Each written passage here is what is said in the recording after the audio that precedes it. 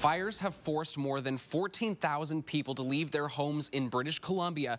More than 200 fires are burning across the province, burning hundreds of thousands of acres, and the effects of that are widespread, even here into the inland northwest. As we take a look at the smoke coming from those fires, you can see it is actually spilling into our region. Now, we're not really feeling too many of the impacts of this smoke. However, northeastern Washington, near that Canadian border, and even into North Idaho a little bit, especially tonight, as more of that smoke moves in, it could bring an impact to the quality of the air there. So we will, of course, be monitoring that. And take a look at just how far away these fires are, those red dots. I mean, the plume from these fires is massive, spreading all across Canada and even here into the inland northwest. You can just see how big of an impact those fires are having there. Some good news, though.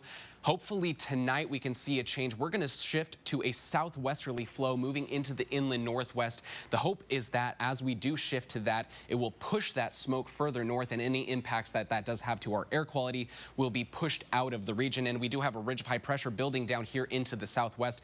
And as that warms up the southwest, it will also warm up that air that is being pushed into the northwest, warming up our temperatures this week. Tonight, we will reach a low of 59 degrees here in Spokane. We'll be mostly clear with those mild temps, winds out of the southwest 5 to 10 miles an hour. Tomorrow, a high of 87 degrees. We're starting to warm up. Tomorrow will be sunny again. Winds out of the southwest 5 to 10 miles an hour. On the almanac, we did reach a high today of 81 degrees, a low of 57, much cooler than what we have been seeing, and nowhere near that record of over 100 degrees. Right now in Spokane, 81 reaching that high.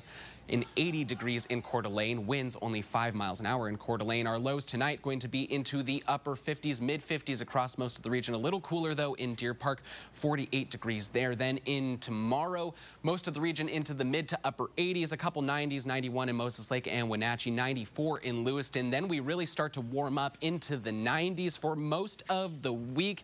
94 degrees going to be our high on Saturday. That is going to be another hot day. Then we're cooling down a little bit to end the weekend and into the beginning of next week, cooling down, as I say. But it is close to our average. Usually we're around 85, 86 degrees, so pretty close to those average temperatures. We should expect this. Yes, exactly. All right. Thanks a lot, Drew.